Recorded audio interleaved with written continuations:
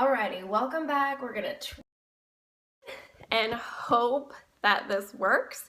Periscope is free, and so sometimes we just have to work with the technology. It's part of having free technology and part of technology. It just doesn't always work. Okay, so as I was saying, if you want to never run out of blog post ideas, I think the number one key is that you need to live vibrantly. You need to have a life that is not just online. Your life cannot be lived solely kind of in this little online bubble. You need to live vibrantly outside of that. You need to have a healthy balance in your life. And so that's gonna look different for every single person. I'm back, Keely. Hopefully I stay back. We'll see. For me, that is having time that is unplugged. I need to have time during the week where I am unplugged. I do not want to be tethered to my computer, tethered to the online world at all times. You have to figure out what works for you. It's going to be different for every single person, but live vibrantly. I also really challenge you to consider how much of your life you are showing online. Is every single activity that you do, are you feeling the need to post about it? Everywhere you go, everything you make, everything you do with your kids, everything when you get together with other people, is everything you do something that you feel like you should put out there? I think it's a very healthy thing if there are a lot of the parts of our life that we are not putting out there for the whole world to see. The whole world doesn't need to know everything about everything that we do.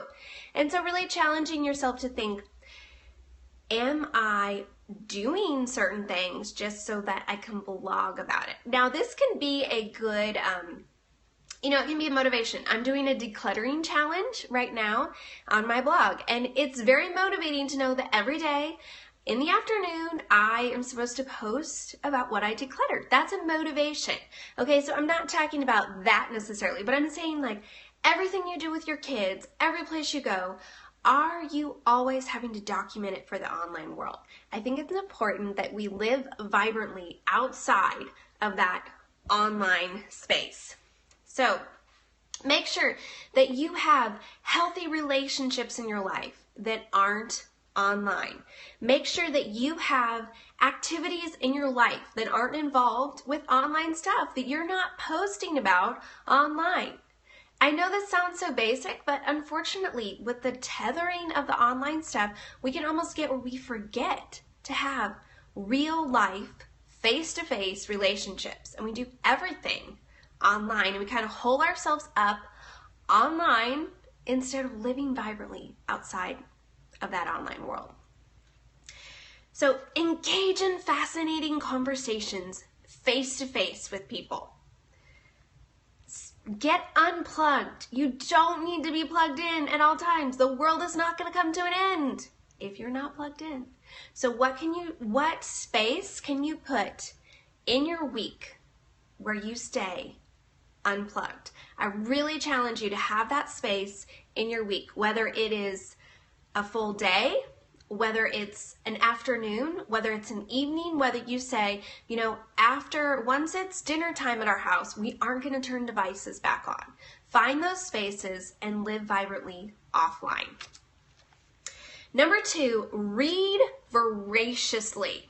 Now you know that I love to read and I'm such a big fan of reading. But I think if you want to be a good writer, you need to immerse yourself in good writing. You surround yourself with what you want to be. So if you want to improve as a writer, if you want to have fodder for writing, surround yourself with good writing. Read a wide variety of books. Listen to audiobooks, listen to podcasts, maybe even watch Periscopes. Be filling your mind with information that's not just information overload, but information that's going to challenge you, that's going to inspire you, that's going to spur you on, and that ultimately is going to spark your creativity. I think it's really important that we don't just always get in a rut of what we're listening to, what we're reading, what we're putting in our mind. Break outside of that rut. I'm reading a C.S. Lewis book right now, and truth be told, it's not really my cup of tea, but I'm saying I'm going to finish this book because it's good for me to be reading, writing that is kind of outside of my comfort zone, that's challenging my mind, that's challenging me as a writer. And I'm thinking, what is he doing with this? Where is he going with this? Where is his story going? Analyze everything that you read. Evaluate and ask yourself, what is the author doing here? It's not Mere Christianity. I really liked Mere Christianity. It's called Till We Have Faces. So from what I've heard from people, it's maybe one of his more challenging works. It's definitely not Narnia, that's for sure. I know life is too short for a book you don't like, but it's not that I don't like it, it's that it's just outside of my normal reading. And I think it's good to challenge yourself. Like, I like to listen to political things that I don't agree with because I want to sharpen my mind and I want to say, why don't I agree with that? I want to hear the other side. I want to know what it's like to walk in someone's shoes who is in a very different situation from me. Because that's how I learn. That's how I grow. I don't want to just say, this is what I believe, and I'm not going to listen to anything else. I want to hear, why do you believe what you believe? If it's very different than me, I want to know why. That helps me to expand my mind, and I think that that really helps you to improve as a thinker and an analyzer, and ultimately as a blogger. When we expand our mind outside of this little bubble that we can get stuck in, and we learn and think about new concepts. So what is the author doing to draw me in? Or what is the author doing to kind of push me out? I ask myself that a lot. Or if I turn on a podcast and then I just decide I'm going to skip it, I'll say, why am I skipping that? What is it that they're doing or not doing that is just kind of making me want to skip it? And really analyzing that so that I can improve myself as a speaker, as an author, as a scoper, to really analyze what people are doing and whether they're drawing you in or pushing you out. Learn and challenge your mind. It's just one way to really improve as a writer. So if you want to never run out of blog post ideas, surround yourself with good writing. So number one, live vibrantly. Have some of your life be offline. There's a lot of life that I live that I never blog about. And I specifically never blog or Instagram about it because I feel like there are sacred spaces in my life. There are friendships that I have that I don't need to be telling the whole world about this. We can just have coffee without having to tweet or Instagram about it. I think that's a healthy thing. So number one, live vibrantly. Number two, read voraciously. Number three, write daily. Schedule daily writing time. Develop the habit of writing every single day, whether that's in your journal, whether that's writing a mini blog post on Facebook or Instagram, whether that's opening a blank page and just writing on the computer, whatever comes to mind. It doesn't necessarily mean that you're writing stuff that you're going to share with the world, but that you're challenging yourself to write every single day. And people ask all the time, how have you blogged every single day except for Sundays, almost every single day except for Sundays for almost 11 years? How have you done that? And it's because I have developed the habit of writing. I can't not write. It's part of who I am. But it's a habit that I've built. It's a muscle that I've trained. And so to go throughout a day and not write would feel like I hadn't brushed my teeth or I hadn't gotten dressed, although truthfully, sometimes I still stay in my pajamas all day, but I do brush my teeth. I can't stand not to brush my teeth. Like, that would just be wrong. And it's like, I have to write. It's cathartic to me because I've developed that habit. So write daily. I have found that creativity breeds creativity. So when I write consistently, I have more to write about. And I think it's because we start looking for story in all of life. I will just be living an everyday moment and a story will emerge from it, or an illustration will emerge from it. And it's because creativity breeds creativity. The more I write, the more I am inspired to write.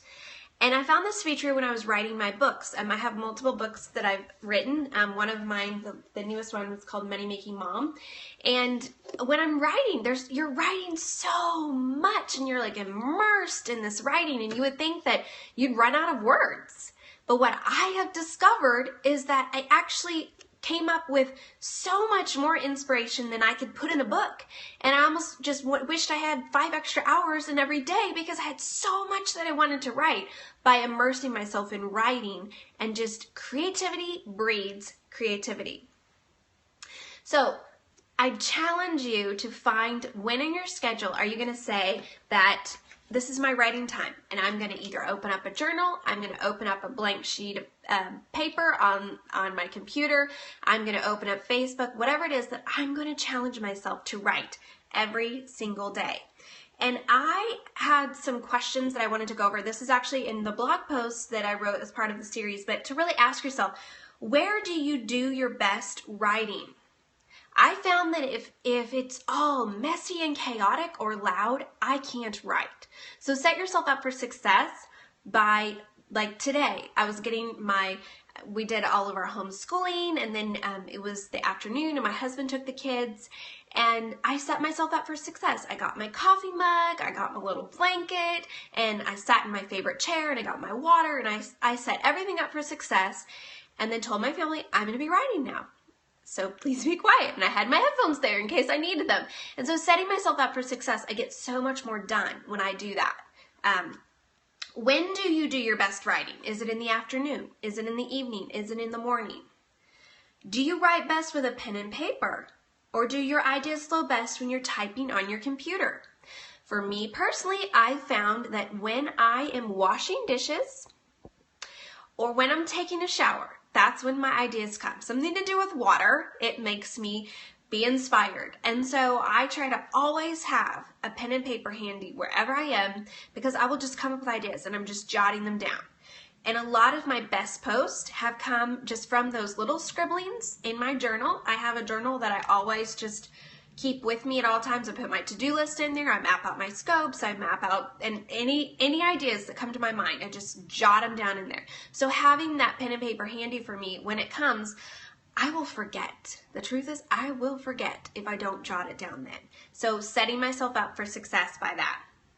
Does music enhance or detract from your creativity? For me, most of the time, if I'm listening to music, it is actually detracting me. It's a distraction to me. For other people, it's the complete opposite. So figure out what works for you. And do certain actions fuel your inspiration? Is it when you go on a walk, or when you run, or when you're in the car, or like I said, when I'm in the shower, when I'm washing dishes, when I'm folding laundry? That's when I get inspired. And so making sure that you have some way to capture those ideas as they come. A lot of times that might be that you speak into your phone if you're driving, or I will email myself little bits and pieces. I'll speak into my email and I will email myself enough so that when I go back to write that post, I will remember those 3 points that I came up with, or that illustration that I want to make sure and share. So set yourself up for success and make yourself write daily. And when you develop that habit of writing daily, I think that you're going to start realizing that you're coming up with more ideas than you can have time to write. And we're going to talk about more.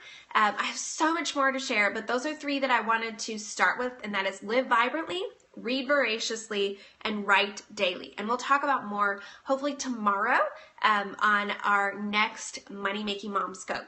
If you haven't done so already, be sure to go to MoneyMakingMomBook.com and you can sign up for my free 5-day course on how I make a full-time income from home.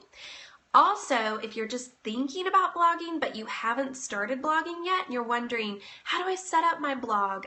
How do I make money blogging? If you go to MoneySavingMom.com/scope, I have a series on there called How to Make Money Blogging, and I walk you through step by step how to set up your blog, how to set up affiliates, how to set up advertising, everything that you need to do to get the bones in place to make money blogging and just really to be successful at it. So that is at MoneySavingMom.com/scope.